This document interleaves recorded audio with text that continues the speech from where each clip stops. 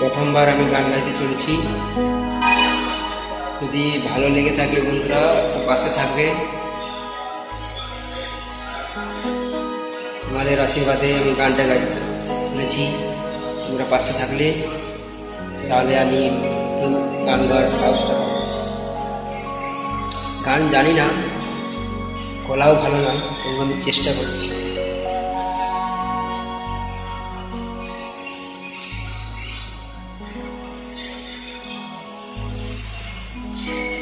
পাশে থাকবে।